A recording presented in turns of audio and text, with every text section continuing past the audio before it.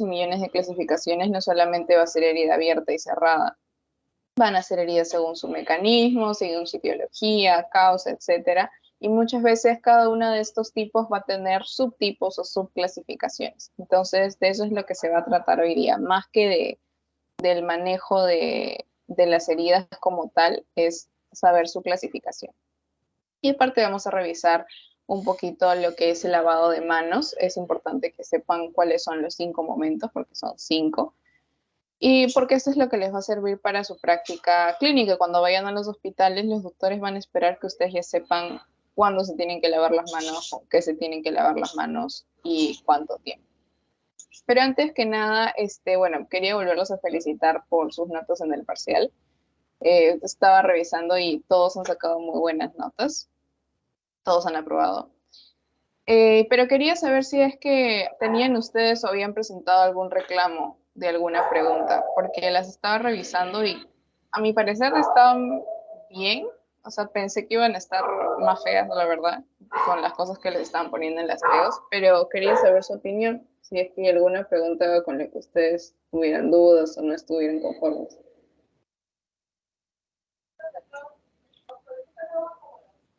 No, el examen estuvo, bueno, no estuvo tan complicado.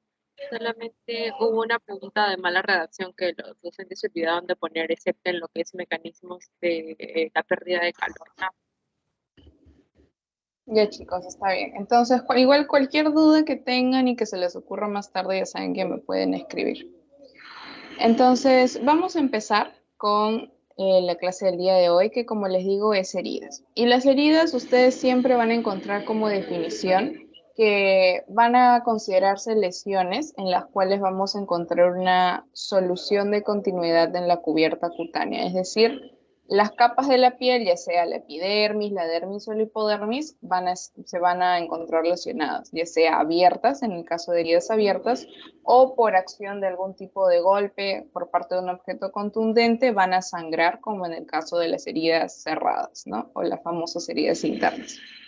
Entonces, ¿cuál es la causa de estas heridas? Se van a conocer como agentes vulnerantes. Y aquí tenemos una lista de la clasificación de las heridas según la etiología, según el mecanismo que las causó.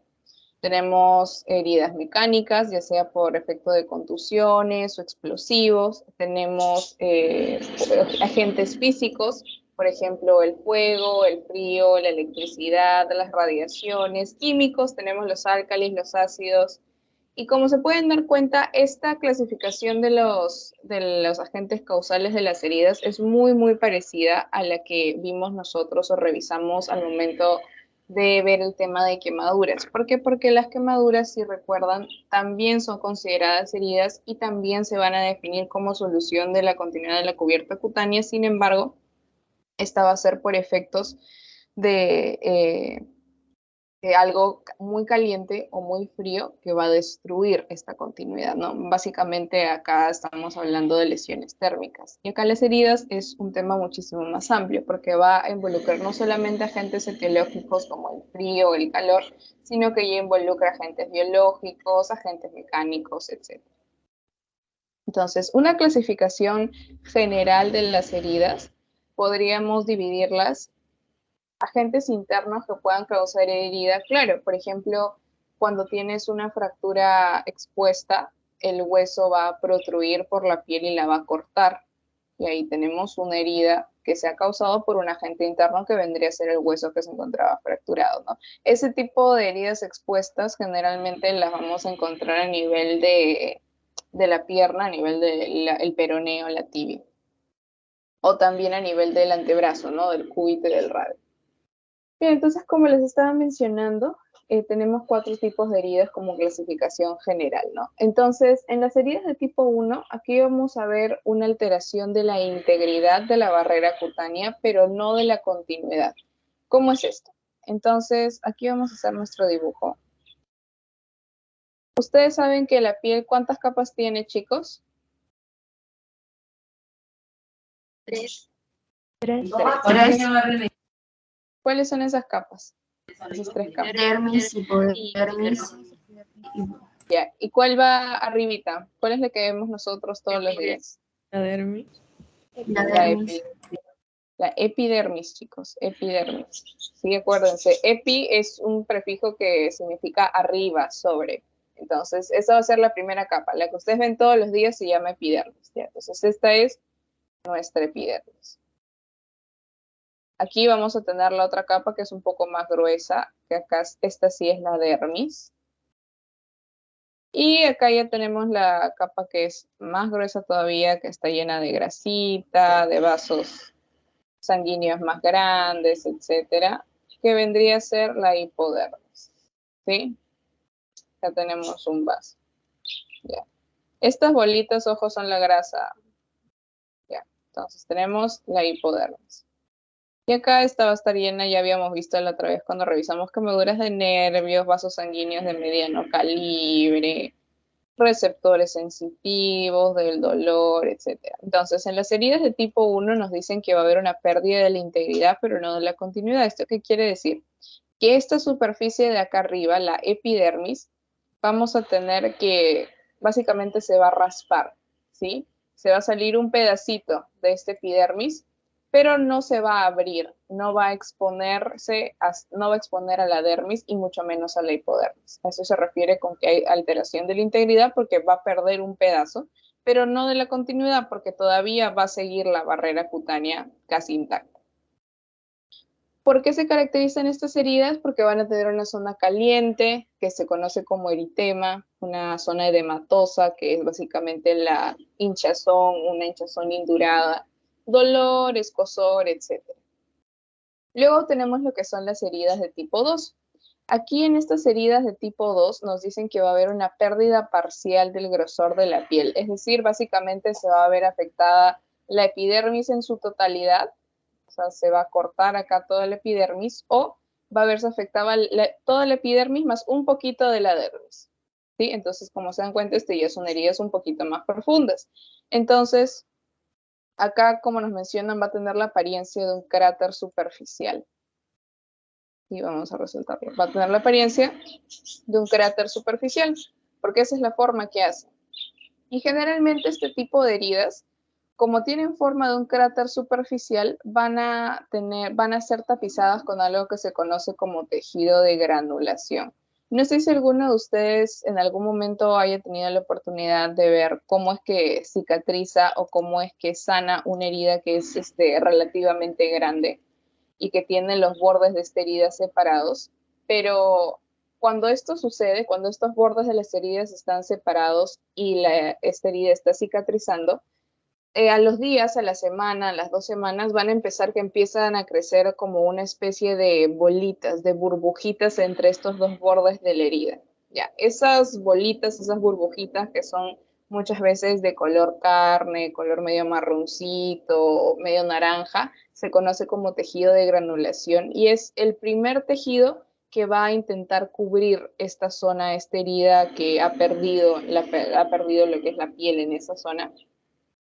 Entonces, es el tejido más nuevo, así se conoce como tejido también de cicatrización o tejido de granulación, por lo que les menciono que parecen bolitas chiquititas o granitos. Entonces, por eso es que se va a caracterizar esta herida de tipo 2, ¿no? Y hay una pérdida parcial del grosor de la piel, como les estaba mencionando, ya sea de toda la epidermis o de toda la epidermis, más un poquito de la dermis, se caracteriza por tener apariencia de un cráter superficial y va a estar tapizada con tejido de granulación, que como les digo también se conoce como tejido de cicatrización, tiene una apariencia así media naranjita y lo vamos a ver en las imágenes siguientes. En las heridas de tipo 3, aquí ya hay una pérdida total del grosor de la piel, es decir, ya no solamente está afectada la epidermis y la dermis, sino que también ya se llega a afectar la hipodermis, o sea, todo esto. Y hay una extensión hasta la fascia subyacente. ¿Qué cosas son las fascias? Cuando nosotros tenemos paquetes musculares, es decir, nuestros músculos, estos músculos van a estar agrupados en paquetes según la función que estos músculos vayan a cumplir. Por ejemplo, cuando nosotros levantamos el brazo, actúa un grupo de músculos. Entonces, todo ese grupo de músculos que actúan para levantar nuestro brazo van a estar juntitos, van a estar pegados y agrupados. ¿Y qué cosa es lo que va a permitir que estén juntos, agrupados y se muevan como uno solo? Las fascias que los van a envolver. ¿Qué cosas son las fascias? Es como el papel celofán, Ya, eso es. Envuelven estos paquetes musculares que se encargan de una sola función en papel celofán, que vendría a ser la fascia. Entonces aquí nos dicen que en las heridas de tipo 3 no solamente va a haber una pérdida total del grosor, sino que también puede llegar a afectar a la fascia. La fascia es una estructura, toda esta es la piel, ¿sí? La grasa, etcétera. Y luego de eso vamos a tener aquí la fascia y abajo ya tendremos nuestro músculo, ¿no? Vamos a ponerlo así. Y acá ya tendríamos a nuestro músculo. Entonces, estas heridas de tipo 3 pueden llegar hasta aquí, hasta la fascia, a cortarla, a dañarla. Y por último tenemos las heridas de tipo 4. Y aquí nos dicen que ya no solamente se afecta todo el grosor de la piel, ya no solamente se está afectando la fascia, que es la envoltura de los músculos, sino que también se va a llegar a afectar el músculo como tal, ¿sí? Entonces, estas heridas de tipo 4 van a llegar hasta ahí. Entonces, vienen y cruzan todo esto hasta el músculo, y el músculo también lo daña. Acá estas heridas se van a caracterizar porque tienen la apariencia de tener cavernas o tunelizaciones, ¿sí? Y estas heridas van a tener un montón de secreciones. Entonces, yo les pregunto, de acuerdo a todas estas características que acabamos de revisar, ¿cuál de estos 4 tipos creen que tiene la mayor posibilidad de infectarse? Tipo 3, tipo 4. Muy bien, claro. ¿Por qué? Porque ya hay una profundidad mayor en lo que es el daño, en la afectación. En las heridas de tipo 1 y tipo 2 todavía, si bien se ve dañada la piel, todavía conserva cierto grado de protección, ¿no? En cambio, en la de tipo 3, que está completamente dañada las 3 capas, y en la de tipo 4, que ya llega incluso hasta el músculo, entonces, este es un concepto que tienen que tener en claro. Mientras más profunda sea la herida, más posibilidades de infección van a haber.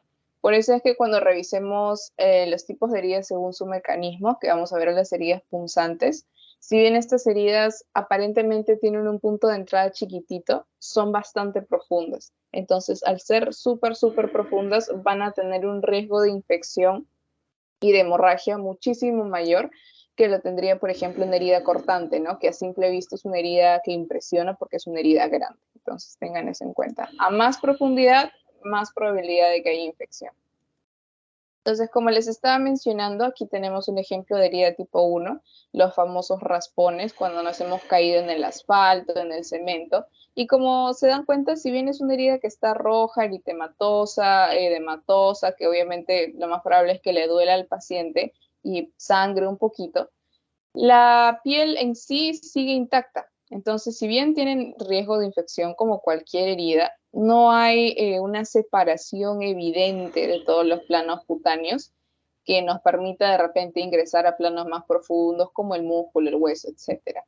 Aquí tenemos un ejemplo de herida tipo 2, como les estaba mencionando. Esto rojo que ven acá con apariencia de granos, de bolitas, este es el famoso tejido de granulación. Y este también se conoce como herida de tejido de cicatrización, ¿no? Esta es una herida en la que se ve afectada la epidermis, la dermis, y parece que acá la dermis en su totalidad. Acá tenemos una herida de tipo 3, en donde ya se han visto afectadas las 3 capas de la piel, la epidermis, la dermis y la hipodermis, y esto que ven acá no es tejido de granulación porque esta es una herida súper reciente, sino que viene a ser lo que es la fascia, ¿sí? Porque obviamente van a haber zonas en nuestro cuerpo en las que los músculos, la fascia y los paquetes musculares están muchísimo más cerca de la piel que en otros, ¿no? Por ejemplo, si es que nosotros realizamos un corte en nuestro abdomen, primero tenemos que cortar las 3 capas de la piel, luego tenemos que cortar el tejido celular subcutáneo, que básicamente es grasa, tenemos que cortar el epiplon para ir recién, el epiplon no, solamente el tejido celular subcutáneo para ir recién nosotros poder llegar a lo que son los paquetes musculares del abdomen, el músculo transverso del abdomen, el recto del abdomen, etc. En cambio, si es que nosotros realizamos la misma herida, el mismo corte con la misma profundidad en la mano, va a ser mucho más sencillo llegar a los músculos, porque en la mano, en la palma, no tenemos mucha grasa. Y por último tenemos una herida de tipo 4, que como ya habíamos comentado, es una herida muchísimo más profunda, ya no solamente va a afectar los planos cutáneos, sino que va a llegar a afectar los planos musculares, e incluso muchas veces puede llegar a afectar planos óseos o viscerales, ¿no? Si es que, por ejemplo, esta herida se realiza en el abdomen, se corta toda la piel, se atraviesan todos los músculos, se atraviesa el epíplon, que básicamente es una capita de grasa que cubre a las vísceras abdominales, y se llega al estómago, al intestino delgado, etc., ¿no? Entonces, estos son una clasificación general de las heridas en 4 tipos. Ahora vamos a ver la clasificación de heridas Alejandra, según... disculpa. Dime. ¿Cuál sería un agente que pueda provocar una herida de tipo 4? Una herida de tipo 4 le podría provocar tranquilamente un cuchillo o una navaja que ocasione una herida a nivel abdominal, ¿no? Porque puede llegar a penetrar todos los planos cutáneos y puede llegar a perforar alguna víscera. Ya, gracias. Bien, entonces como les estaba diciendo, chicos, ahora vamos a pasar a ver las heridas según su comunicación con el medio externo. Entonces, esta es una clasificación un poco más sencilla, un poco más fácil, ya que solamente nos menciona que hay 2 tipos de heridas abiertas y heridas cerradas. Entonces, las heridas abiertas van a tener una solución de continuidad y se van a clasificar según su mecanismo, según su profundidad, según su potencial infeccioso. Y en el caso de las heridas cerradas, estas se van a dar principalmente por contusiones, ¿sí? Contusiones sobre planos duros, es decir, planos óseos, por impacto de objetos, y van a causar básicamente abrasiones, hematomas, equimosis, y pueden llegar a ocasionar lesiones de órganos blandos, ¿no? Sobre todo órganos abdominales. Entonces, esta es una clasificación mucho más sencilla. Y luego tenemos la clasificación de las heridas abiertas, que ya lo mencionamos en la diapo anterior, que es según su mecanismo, según su profundidad y por la cantidad de detritos o cuerpos extraños, o también se conoce por el potencial infeccioso. Entonces, según el mecanismo, las heridas abiertas se van a clasificar en cortantes o incisas, contusas, punzantes y erosivas, ¿sí? Eso de penetrante y perforante no son sinónimos de punzantes, sino que las mismas heridas punzantes, algunos autores las van a dividir en 2, las van a dividir en 2, que son las heridas perforantes y las heridas penetrantes, ¿sí? Perforantes y penetrantes. Pero la clasificación oficial, según su mecanismo, son solamente 4: cortantes, contusas, punzantes y erosivas. Y la única que tiene un sinónimo vendría a ser las heridas cortantes, que también se conocen como heridas incisas. Dentro de la clasificación, según su profundidad, vamos a tener heridas superficiales y heridas profundas, y dentro de la cantidad de detritos o cuerpos extraños, vamos a tener las heridas limpias contaminadas e infectadas. Entonces, vamos a ver, esta es una de las clasificaciones más comunes, más utilizadas, y son las heridas abiertas según su mecanismo. Y como les estaba mencionando, son 4. Tenemos las heridas punzantes, cortantes, contusas y erosivas. Y esta es una imagen que a mí me gusta mucho porque no solamente muestra las características externas de la herida, sino que también llega a mostrar las características internas, la profundidad, y también un ejemplo de los objetos que las pueden ocasionar. Entonces, en el caso de las heridas cortantes, que vendrían a ser las heridas más comunes, o más conocidas, mejor dicho, estas van a ser ocasionadas por objetos afilados, como por ejemplo cuchillos, navajas. La apariencia de esta herida, así a simple vista, va a ser de que tiene bordes limpios, bordes regulares, son unos bordes bien definidos. Tú ves esa herida y sabes dónde empieza y dónde termina. Y puede llegar a tener un sangrado abundante o no, dependiendo de la profundidad que ha tenido este corte, ¿no? Como pueden ver acá. En el caso de las heridas contusas, estas van a ser ocasionadas por agentes, como su mismo nombre lo dice, por agentes contusos, como por ejemplo un martillo, que generalmente van a tener puntas romas, es decir, puntas redondeadas. Y estas heridas contusas se van a realizar generalmente sobre planos óseos. Entonces, ¿qué va a ocurrir? Cuando este agente romo, este agente contuso, golpea la piel, el hueso va a ejercer resistencia a este golpe para no romperse. Entonces, el hueso, al ejercer resistencia para no romperse, la fuerza de este golpe va a terminar recayendo en la piel, en el plano que está cubriendo, en el plano cutáneo que está cubriendo este hueso. Entonces, esta piel que estaba cubriendo este hueso, que ha llegado a absorber este golpe, se va a poner así, se va a poner morada, verde, amarilla, y todo esto, todo este cambio de coloración producto de un golpe, se conoce como equimosis, ¿sí? Que son los famosos moretones.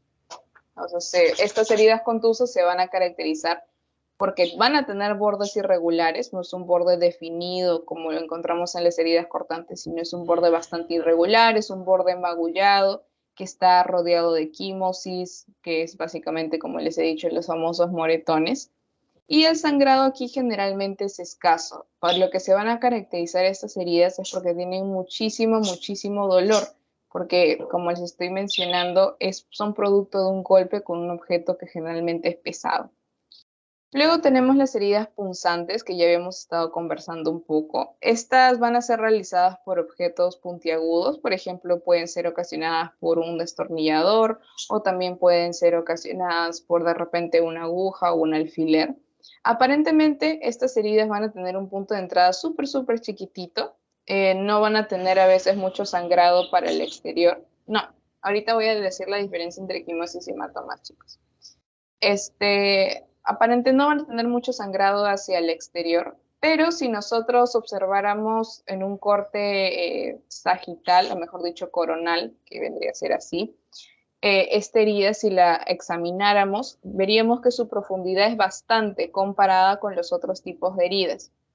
Por eso es que se dice que estas heridas son las que tienen un mayor potencial de generar infección, porque penetran a planos más profundos y aparte son heridas que van a tener mayor posibilidad de sangrado, porque al penetrar a planos más profundos pueden llegar hasta la hipodermis, donde nosotros ya sabemos por teoría que hay muchísimos vasos sanguíneos y vasos de gran calibre, no como en la dermis que son de mediano o pequeño calibre, no, acá ellos son de gran calibre, entonces la capacidad de lesionar arterias o venas es muchísimo más grande. Por último tenemos lo que son las heridas erosivas. Estas heridas generalmente se conocen como escoriaciones o abrasiones, son los famosos raspones. Están producidas por el roce de la piel con una superficie áspera, ¿no? Acá han puesto el ejemplo de un rallador, pero también puede ser, por ejemplo, el asfalto, cemento, tierra, etcétera. Acá hay una pérdida simplemente de las capas superficiales. Acá la que principalmente se va a ver afectada es la epidermis y son heridas que frecuentemente se van a encontrar contaminadas, ¿sí? Porque muchas veces la gente ni las desinfecta, las deja ahí porque no hay mucho sangrado, no hay nada abierto, entonces se infectan con bastante frecuencia. ¿Cuál es la diferencia entre equimosis y cuál es la diferencia entre hematoma? Va a ser el vaso que se encuentra lesionado, el vaso sanguíneo que se encuentra lesionado y también la profundidad en la que se encuentra lesionado. Nosotros cuando vamos a evidenciar un sangrado, lo vamos a dividir en tres, ¿sí? Vamos a dividir este sangrado, puede evidenciarse como petequias, ¿sí? Petequias, que probablemente hayan escuchado de repente este término. Petequias, equimosis,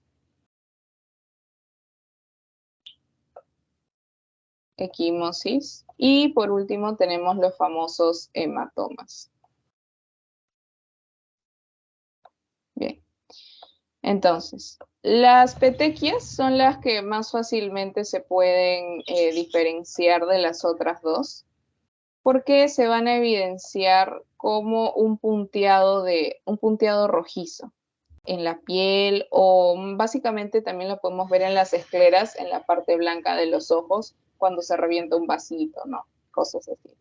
Entonces, estas petequias se van a manifestar como puntitos, así, puntitos, puntitos, puntitos. ¿Y por qué se dan estas petequias? Por lesión de capilares sanguíneos. Esto es por capilares. Las equimosis, ¿cómo se van a ver? Las equimosis son lesiones son los famosos moretones, ¿sí? ¿Cómo se inicia un moretón? Un moretón cuando recién te hace el golpe está todo rojo, no es una mancha roja. Luego pasan los días y se vuelve una mancha morada. Se vuelve una mancha morada. Siguen pasando los días, esta mancha morada se convierte en una mancha verde. Siguen pasando los días y esta se convierte en una mancha media amarilla con marrón, ¿no? Que es ya unos días previos a que ya desaparezca por completo. Entonces, ¿por qué se dan las equimosis? Las equimosis se van a dar cuando hay lesiones de arteriolas o vénulas, ¿sí? Es decir, vasos de pequeño o de mediano calibre, mejor dicho, ¿sí? Vasos medianos. Vasos de mediano calibre.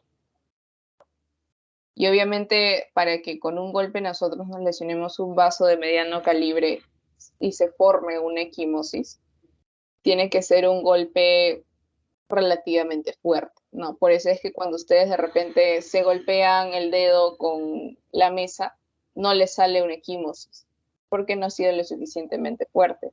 Pero sin embargo, si se golpearan con la puerta de un carro, ¿no? La rodilla o la pierna, por ejemplo, sí les va a salir una equimosis, porque es un objeto que es bastante pesado y un objeto que de repente se golpearon cuando alguien abrió la puerta, entonces ha sido con fuerza. Y por último, tenemos lo que son los hematomas. Los hematomas nosotros los vamos a observar así a simple vista como unas lesiones que sobresalen de la piel. ¿Sí? Este es el plano cutáneo. Y los hematomas vamos a observarlos que inflan la piel, ¿sí? Son zonas que están bastante rojas, es una combinación de rojo con morado, ¿sí? Un morado bien oscuro. Y algo que los caracteriza bastante, como les estoy mencionando, es que sobresalen de la piel, a diferencia de las equimosis. En las equimosis, el plano cutáneo es, como su mismo nombre lo dice, plano, llano. En cambio, en los hematomas, este se infla en esa zona. Y los hematomas se van a producir por lesiones de vasos de ya gran calibre, de un calibre muchísimo mayor, ¿no? Vasos grandes. Como por ejemplo lesiones de arterias. Vasos grandes, ¿sí? Entonces, esa es la diferencia entre petequias, equimosis y hematomas, ¿sí? No son lo mismo y tampoco son sinónimos. Sobre todo el equimosis y hematomas, ¿sí? Porque muchas veces estos dos se utilizan como si fueran términos intercambiables cuando no lo son. Entonces, ¿cuándo es que nosotros decimos que vamos a tener una equimosis? Generalmente cuando se ve afectada la dermis, ¿sí? Voy a anotarlo acá. Generalmente cuando se ve afectada la dermis es que nosotros decimos que esta lesión así moradita es una equimosis. Y cuando ya se ve afectada la hipodermis o planos más profundos es que decimos que se trata de un hematoma. ¿Sí? Y como les digo, también hay que ver las características de esta lesión, ¿no? Si es una lesión plana, probablemente sea con cambios de coloración así tan variados, es una equimosis. Y si es simplemente una zona en la que hay una hinchazón y está bastante roja, es bastante doloroso, los hematomas son muchísimo más dolorosos que las equimosis, entonces probablemente se trate de un hematoma. ¿Quedó clara esta parte, chicos? ¿O quedó alguna otra duda? Ya. Perfecto. Entonces, otra cosita que aquí tenemos que ver o que revisar es la parte de las heridas, o bueno, los que dividen estas heridas punzantes en penetrantes y perforantes, que sí me parece importante revisar. Ya. Entonces, vamos a tener acá, ¿dónde lo ponemos? Ya. Las heridas penetrantes, vamos a ponerlas acá. Heridas penetrantes. Penetrantes. Básicamente van a ser cuando un objeto, generalmente un objeto puede ser puntiagudo, puede ser un objeto punzocortante, ingresa al plano, este es el plano cutáneo, ¿ya? Ingresa al plano cutáneo y luego sale, ¿sí? Ingresa y vuelve a salir. Entonces, ¿qué va a dejar? Va a dejar una herida como esta que tenemos acá, ¿sí? Simplemente ingresa y sale. ¿Cuándo es que nosotros decimos que una herida es perforante? Cuando este objeto ingresa por un lado ingresa por este lado, pasa todo esto y sale por el otro lado, ¿sí? Esa es la principal diferencia entre las heridas penetrantes y perforantes, para que lo tengan en cuenta, ¿no? Como cultura general, ¿no? Las heridas penetrantes, el objeto ingresa y sale por el mismo lado, y en las heridas perforantes, como su mismo nombre lo dice, van a perforar. Entonces el objeto ingresa por un lado, recorre todo y sale por el otro lado. Bien. Otros tipos de heridas que también debemos conocer son estas 4. Las heridas por amputación creo que no necesitan mayor definición o mayor explicación, simplemente van a ser heridas en las que una parte del cuerpo es separada de forma violenta de la otra, de forma traumática. Generalmente esto va a ocurrir a nivel ya sea de miembros superiores o miembros inferiores. Obviamente las amputaciones hay de 1000 tipos, ¿no? Según el nivel anatómico en el que se han dado. Eso no es algo que ustedes tengan que aprender ahorita, pero para que lo sepan, ¿no? Luego tenemos las heridas por aplastamiento, que como también no necesitan, creo que la imagen se explica sola, son lesiones en las que un miembro ha sido aplastado por un objeto muchísimo más pesado, entonces básicamente acá esta zona queda apareciendo como carne molida, ¿no? Las que sí es importante que sepan, porque muchas veces se utiliza estos términos, son colgajo y abulsión. Y hay una diferencia bastante grande entre ambas. Entonces, vamos a empezar por las heridas por abulsión. Como se dan cuenta en la imagen de esta niña, acá parece como si le hubieran arrancado un trozo de carne.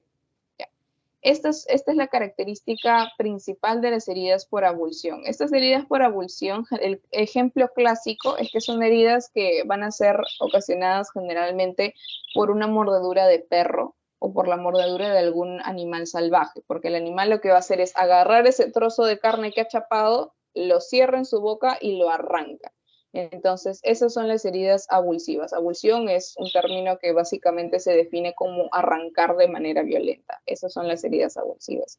Y como les digo, generalmente son ocasionadas por mordeduras de perros, por mordeduras de animales salvajes, o también cuando una zona del cuerpo queda atrapada, ¿no? en algún tipo de maquinaria y la persona jala y un trozo de su piel o del tejido se queda ahí atrapado, eso también es una herida por abulsión. En cambio, las heridas por colgajo son heridas en las que básicamente va a haber o se va a formar el famoso flap cutáneo. ¿Cómo es esto? Entonces, nosotros tenemos acá la cara de nuestro paciente, ¿no? Esta es su cara. Sí, esta es su cara. Bueno, tiene medio de forma, pero esta es su cara, ¿ya? En caso su cabello, sus ojos, etc. Entonces va a venir alguien, generalmente esto se produce con cuchillos, va a agarrar el cuchillo y el cuchillo lo va a pasar de esta manera por su cachete, así, desde aquí hasta acá. Entonces cuando haga esto, esta parte del cachete va a quedar abierta, va a quedar así.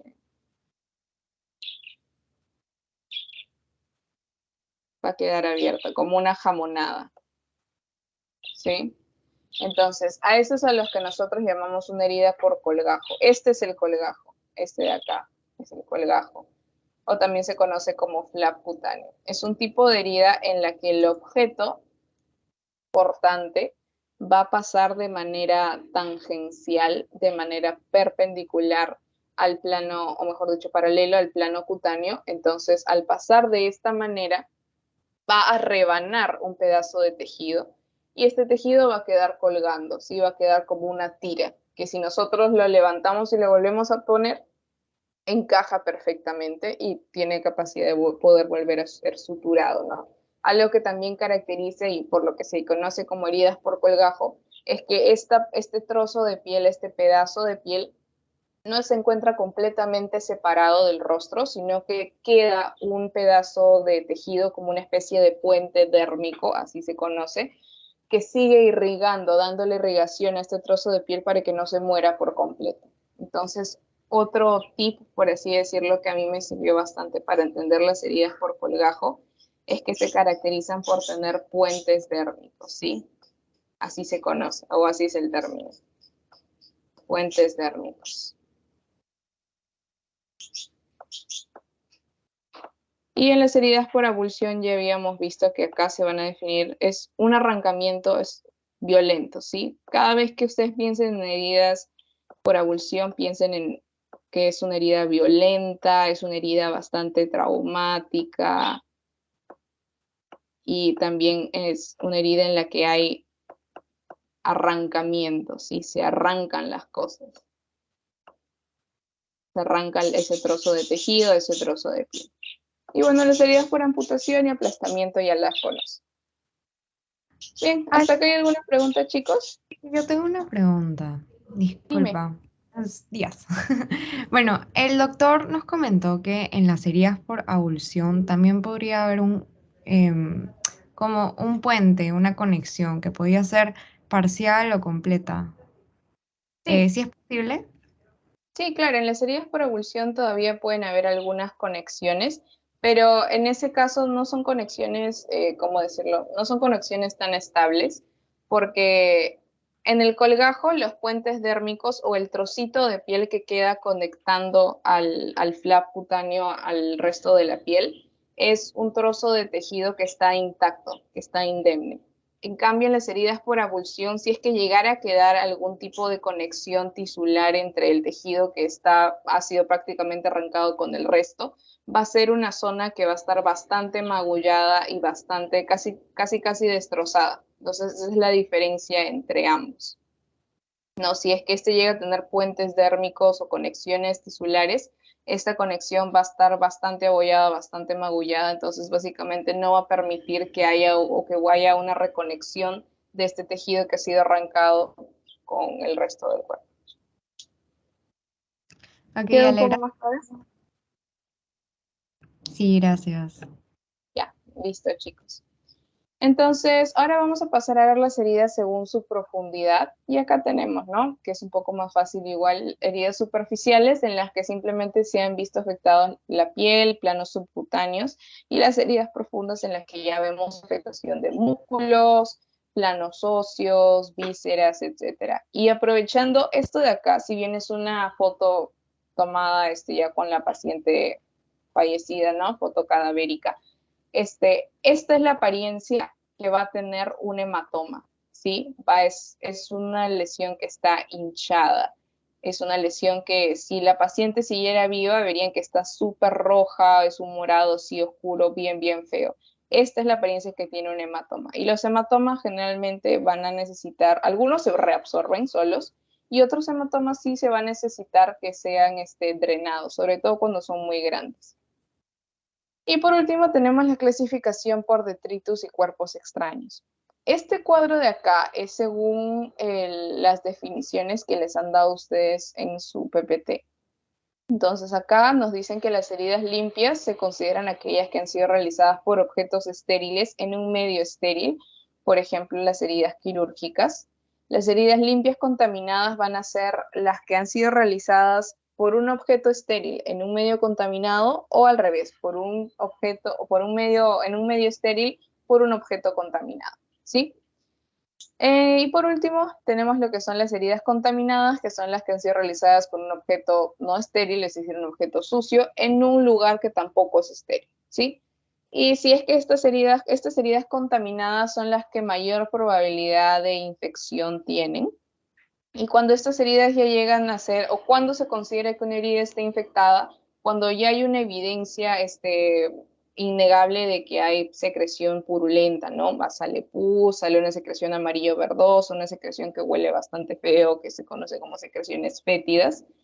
Y hay signos de flogosis, que ya lo habíamos conversado, los signos de flogosis son los signos de inflamación, ¿no? El clásico eritema, que es el enrojecimiento de la zona, cambio de temperatura, ¿no? Ahí esta zona se encuentra más caliente, es una zona que está edematosa, ¿no? Hinchada, indurada. Y aparte, se puede considerar que esta herida está infectada, ¿no? O también cuando una herida ha pasado más de 6 horas y no ha sido atendida, ¿no? Ahí también podemos considerar que esta herida puede estar infectada. ¿Cuál es el tratamiento en resumen? Nos mencionan 9 pasos, ¿no? Tenemos que explicarle, como siempre, al paciente qué cosa es lo que le vamos a hacer, cuál es el tipo de herida que él tiene, cuál es el procedimiento a seguir. Lo siguiente es desinfectarnos, ¿no? Lavarnos las manos, y vamos a ver ahora que tenemos 3 tipos de lavados de mano diferentes, y colocarnos los guantes, ¿no? Dependiendo del tipo de herida va a quedar a decisión de ustedes si es que se colocan un guante de campo, como le llaman, que no son guantes estériles, o un guante estéril, ¿no? Obviamente lo más recomendable es que se coloquen guantes estériles, pero muchas veces en la vida real y en la práctica del día a día, los guantes estériles no están disponibles a cada rato y para todo el mundo, entonces traten de tener su campo o su sitio de trabajo en una curación de herida lo más limpio posible. Tienen que quitar la ropa y todo alrededor que esté alrededor de esta lesión o que le esté cubriendo. Tienen que lavar la herida, esta parte es muy importante. Muchas veces nosotros, o antiguamente se solía, tienes una herida ya, échate alcohol o échate agua oxigenada. Lo que más se recomienda es que esta herida se lave con suero fisiológico, que es lo que ustedes conocen, el cloruro de sodio de 0.9%, o también con suero estéril, o si no, si están en su casa y no tienen nada de esto, un chorro de agua fría y ya está.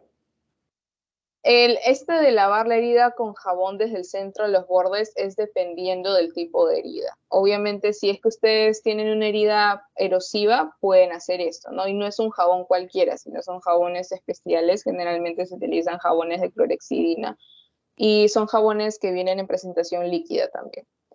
Pero si es que, por ejemplo, tienen una herida de tipo 4, ¿no? Una herida que ya llega a plano a lesionar lo que son los músculos, obviamente no le van a echar jabón.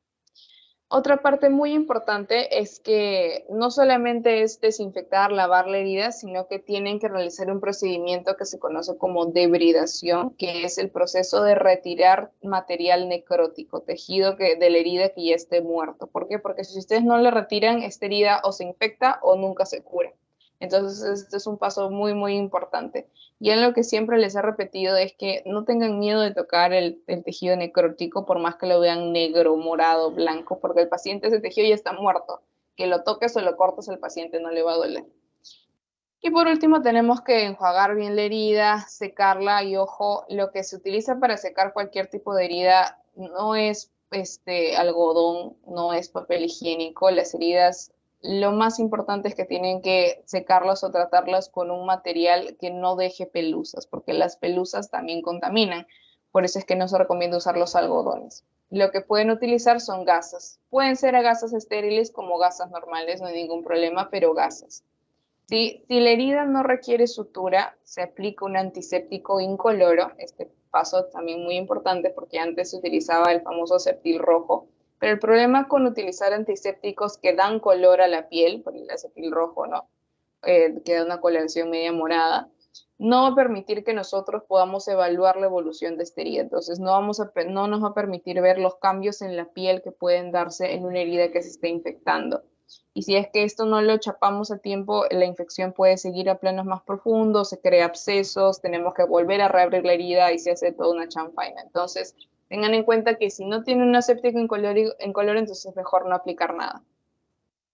Y por último, si es que no hemos suturado, podemos cubrir esta herida con una gasa. ¿Sí? Eso también es muy importante, porque si ustedes le ponen las famosas curitas, esto que hace sella la piel, sella esa zona y la va a hacer sudar. Y al momento de hacer sudar esta herida, que esta herida se humedezca, nunca va a cerrar y se va a demorar en cerrar un montón. Y con cada día que pasa que esta herida no cierra, incrementa el riesgo de infección. Entonces, si ustedes quieren cubrir una herida, traten de que sea con una gasa, porque la gasa le va a permitir, como se le dice coloquialmente, no respirar a la herida y que no sude.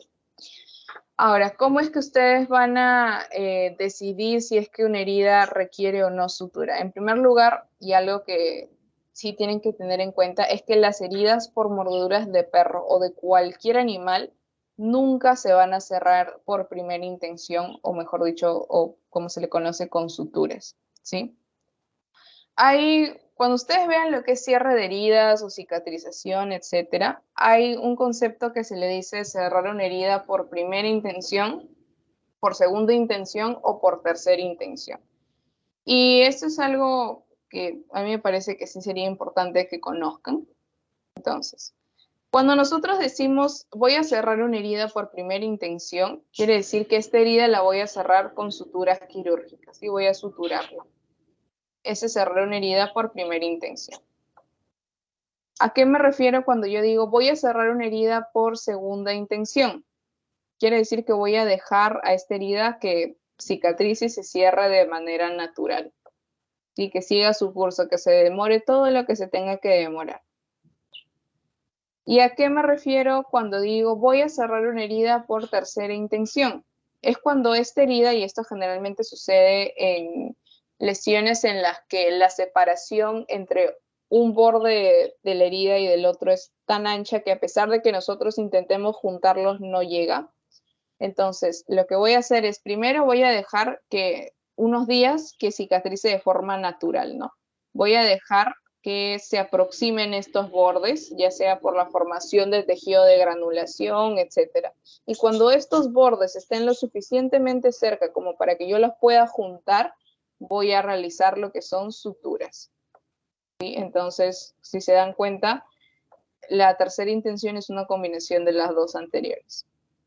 Entonces, tenemos al final, como les estaba mencionando, cierre por primera intención, que vendrían a ser las suturas, por segunda intención, que es dejar que la herida cierre de manera natural, y por tercera intención es cuando los bordes están muy separados, voy a dejar primero que de manera natural se aproximen, se cicatricen un poco, y cuando ya estén lo suficientemente cerca, los suturo, ¿sí? Las heridas por mordeduras de animales son heridas que son bastante contaminadas, ¿sí? Entonces, estas heridas nunca las voy a intentar cerrar por primera intención o con suturas, sino que las voy a dejar cerrar ya sea por segunda intención, es decir, de manera natural, o hasta por tercera intención, pero nunca por primera. ¿Por qué? Porque como son heridas tan contaminadas, si nosotros cerráramos por primera intención, es decir, las suturamos, es como si estuviéramos empaquetando a toda la cantidad de bacterias que han ingresado por la mordedura de ese animal dentro del plano cutáneo. Entonces, dentro del plano cutáneo, estas bacterias van a tener la temperatura ideal para crecer, van a tener nutrientes para enriquecer a sus colonias y seguir multiplicándose y creciendo, y muy probablemente en un par de días o en una semana ya tenga el paciente quejándose de dolor, la piel tenga signos de flegosis, y cuando yo palpe encuentre un absceso que me va a obligar a quitar todas mis suturas que puse para volver a reabrir la herida y drenarlo. Entonces, esto sí, ténganlo en cuenta. Primera intención, nunca en mordeduras de animales. Obviamente, la decisión de utilizar cualquiera de estos tres métodos para cerrar una herida o para curar una herida va a depender de sus características, de la profundidad y también de la capacidad que tenga el paciente de cicatrizar heridas, ¿no? Porque muchas veces tenemos pacientes que tienen problemas de coagulación, ¿no? Pacientes de repente con enfermedad de von Willebrand, pacientes con hemofilia, o tenemos pacientes diabéticos también. Los pacientes diabéticos, sus heridas demoran muchísimo en cerrar. Y generalmente cuando no cierran, esas heridas se infectan y muchas veces llevan a amputación de este miembro. Bien.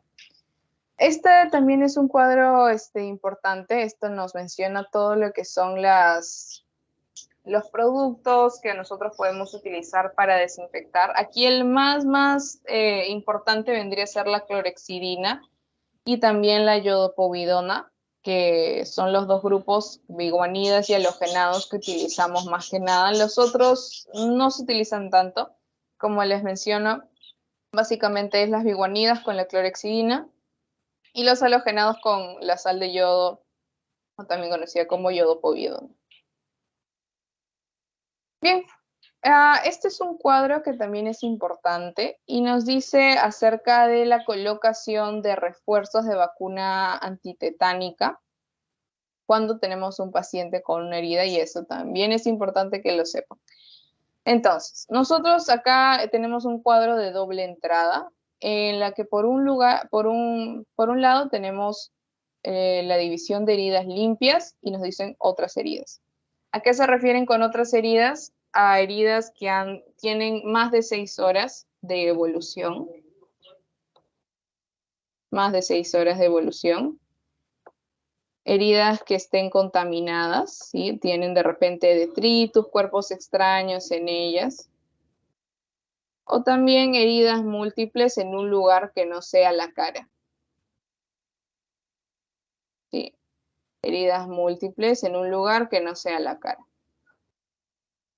¿A qué consideramos nosotros heridas limpias? A heridas que tienen menos de 6 horas de evolución,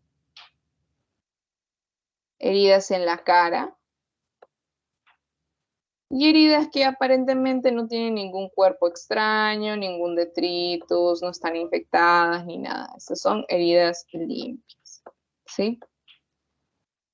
Entonces, por el otro lado tenemos lo que es el estado de vacunación del paciente. ¿Cuándo se colocó estas dosis? Entonces, recordemos nosotros que según el esquema de vacunación del MINSA, la cantidad de dosis que nosotros tenemos que tener son 3, 2 oficiales y una de refuerzo. Y de ahí se dice que se tiene que colocar un refuerzo cada 10 años. Entonces, tenemos acá un paciente que tiene un esquema de vacunación completo y lo completó hace menos de 5 años.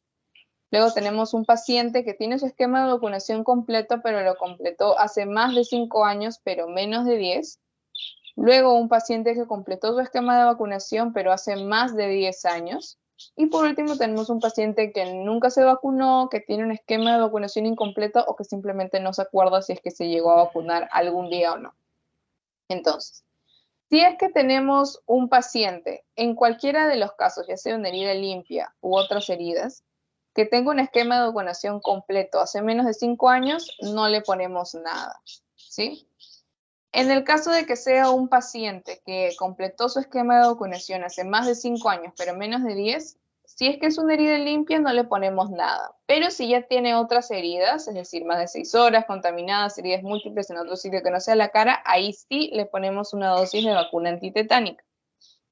Si es que el paciente completó su esquema de vacunación hace 10 años o más, en ambos casos le vamos a poner una dosis de vacuna antitetánica.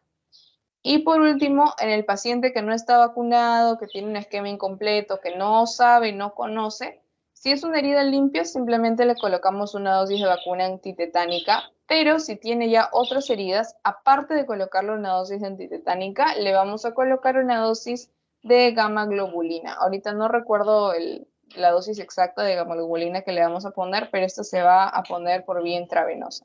Entonces, este es el único caso en un paciente que no está vacunado, tiene una vacunación incompleta o desconocida y tiene heridas contaminadas, es decir, otras heridas. Este va a ser el único escenario en el que nosotros, aparte de colocar una dosis antitetánica, vamos a tener que colocarle por vía intravenosa gamma globulinas o inmunoglobulinas, ¿no? Las dos son sinónimos. Entonces, este es un cuadro que tienen que tener en cuenta. Es como el caso que les tocó en el pasito, ¿no? O sea, era una mujer que aparte de tener heridas en la cara, nos decía que también, si no me equivoco, tenía heridas en los brazos y en las piernas y había completado su esquema de vacunación hace 6 años. Entonces, si bien ustedes dicen, tiene heridas en la cara, ya es simplemente heridas limpias, no, porque también te están mencionando que tiene múltiples heridas en brazos y piernas, en otros sitios aparte de la cara. Entonces, esta ya sería clasificada como otras heridas y lo completó hace 6 años el esquema de vacunación, entonces entraría acá. Complete más de 5, pero menos de 10, y le tocaría una dosis de vacuna antitetánica. Hazle una pregunta. Dime.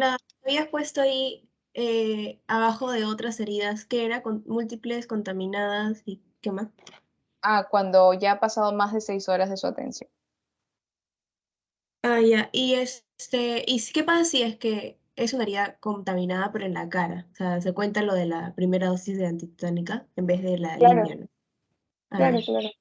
O sea, así tú veas una herida en la cara, si ya ves que está contaminada, que tiene cositas ahí, tiene tierra, polvo, cenizas, etcétera, ya automáticamente pasa a ser una herida, pasa a clasificarse acá, en otras heridas. Ok, gracias.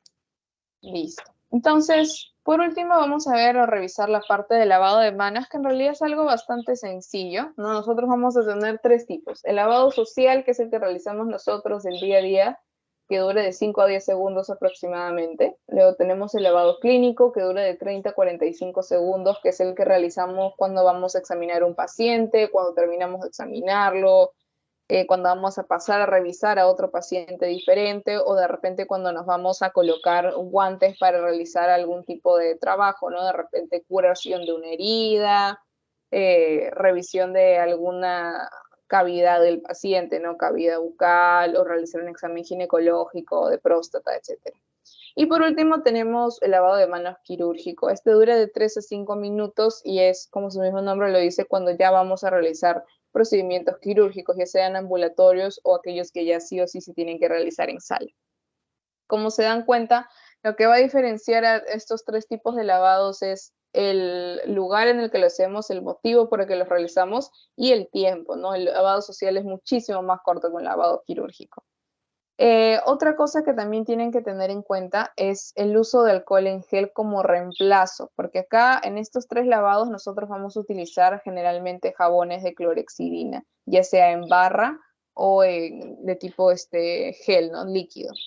En cambio, el alcohol en gel no va a reemplazar el uso del lavado de manos con agua y jabón de clorexidina, pero sí puede ser utilizado, por ejemplo, 3 veces después de que nosotros ya nos hayamos lavado las manos con el agua y con el jabón. Es decir, por ejemplo, yo entro a ver a mi paciente, me tengo que lavar las manos, que realizo un lavado clínico ya. Agarro mi jabón de clorexidina, el agua, me lavo las manos. Voy a revisar al paciente, termino de revisarlo, me echo 3 puffs de alcohol en gel y me lo sobo así, realizo todos los pasos como si me estuviera lavando las manos con agua y con jabón, pero con el alcohol en gel por 30 a 45 segundos. Ya, voy a lleno la historia clínica y me tengo que volver a lavar las manos, ya, entonces en lugar de usar el agua y jabón, igual vuelvo a usar los 3 puffs de gel, 30 a 45 segundos. Realizo alguna otra tarea, ¿no? De repente le cambio, no sé, pues el suero al paciente, ya, me termino eso y vuelvo a hacer los 3 puffs de alcohol en gel. Hasta 3 veces nosotros los podemos hacer antes de que otra vez nos tengamos que volver a lavar con agua y con jabón. Pero obviamente si es que ustedes van a realizar una tarea aséptica, tienen que sí o sí lavarse con agua y con jabón, ¿no? Pero esta es una alternativa y como les digo, puede ser hasta 3 veces antes de que se tengan que volver a lavar con agua y con jabón. Otra parte muy importante es que nosotros en nuestra piel vamos a tener algo que se conoce como flora residente y flora transitoria. La flora residente corresponde al 20% de todos los microorganismos que tenemos ahí bailando por toda nuestra piel. Y la flora transitoria es mucho mayor, corresponde al 80%. ¿Cuál de estas dos es la que es estática, la que nunca cambia, y la que siempre se queda con nosotros? Esta, la flora residente. Esta va a ser estática. Obviamente va a variar de persona a persona, ¿sí? Mi flora residente no va a ser igual a la de ninguno de ustedes, porque está relacionada con el sitio en donde vivimos, las cosas que realizamos, nuestra alimentación, etcétera. Pero en nosotros esta flora residente nunca va a variar. O sea, mi flora residente de hoy día es igual a la flora residente de mañana. La que sí va a variar es la flora transitoria. Esa es una flora que se caracteriza por ser dinámica, por cambiar constantemente, no solamente de persona a persona, sino que nosotros mismos. La flora transitoria que tenemos hoy día no va a ser la misma que tengamos mañana, porque esta va a variar según las personas con las que tengamos contacto, las actividades que realicemos, los sitios a los que vayamos. ¿Cuál de estas dos, la flora residente, la flora transitoria, es la que tiene más probabilidad de causarnos una infección? Es esta, la flora transitoria. Más probabilidad de causarnos una infección es esta. ¿Sí? Infección es esta. Esta de aquí. La flora transitoria. ¿Por qué? Porque la flora residente es con la que siempre hemos vivido y es la que, por el contrario, nos protege, ejerce una función protectora contra cualquier microorganismo que quiera venir a infectarnos o hacernos daño. Entonces, este ejerce un efecto protector. En cambio, la flora transitoria, como es la que cambia día a día, a veces llegan microorganismos que nos quieren hacer daño, nos quieren infectar, entonces son las que más probabilidades tienen de lograr. Y por último, los 5 momentos de lavado de manos. El primer momento es antes de entrar en contacto directo con el paciente, el segundo es antes de realizar una tarea limpia o aséptica, el tercer momento es luego de haber estado expuesto a fluidos del paciente, el cuarto es después de estar en contacto con el paciente y el quinto es después de haber estado en contacto con el entorno del paciente. ¿Y cuál es el objetivo de todo esto? Es evitar la transmisión de enfermedades intrahospitalarias de paciente a paciente o de paciente a personal sanitario. Y este es un ejemplo, o bueno, mejor dicho, es un póster en el que se les enseña la manera correcta de lavarse las manos. Si es que ustedes tienen la oportunidad de repente, por sus papás, primos, hermanos, etcétera, rotar en un hospital, sería importante que tengan en cuenta esto, porque este es la forma correcta de lavarse las manos, ya sea, este generalmente se usa para el lavado clínico, ¿no? Que es el lavado del día a día. Y es, como les digo, es importante para evitar la transmisión de enfermedades infecciosas de paciente a paciente o del paciente a ustedes mismos. Y bien, chicos, eso sería todo. No sé si tienen alguna pregunta. ¿Alguna duda?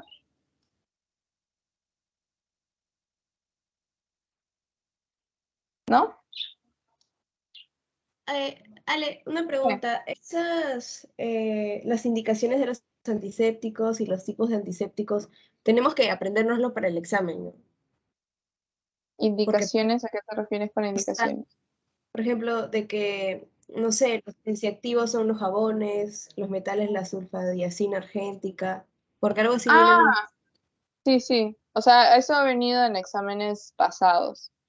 Lo Ay, que han preguntado es de los tres primeros, ¿no? De los alcoholes, las biguanidas y los halogenados. Pero si se pueden aprender o leer los otros, sí, no hay ningún problema, sería aconsejable. ok, gracias. Nada. Camila, ¿tienes una pregunta? Sí, Ale, una cosa, en sí en la flora residente se encuentran las defensas, ¿no?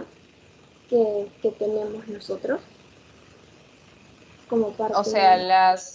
la flora residente son básicamente bacterias, ¿sí? Microorganismos que pueden llegar a entrenar a nuestro sistema inmune para que esté más atento, sí, pueden hacerlo, pero no es que la flora residente sea parte del sistema inmunológico, ¿no? Simplemente son microorganismos que toda su vida han vivido con nosotros y que se benefician de vivir sobre nosotros, de alimentarse de nosotros. Entonces, si llega alguien a querer hacernos daño, a hacer un desbalance en todo nuestro metabolismo, obviamente van a querer defendernos, ¿no? Porque nos consideran su casa.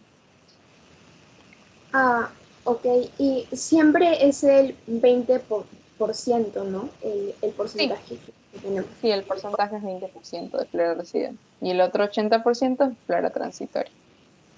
Ok, gracias. Listo. Ya chicos, en el chat del Teams tienen el link del post-test, igual ya está abierto, así que para que lo vayan contestando. Lo cerraría a las 11:25.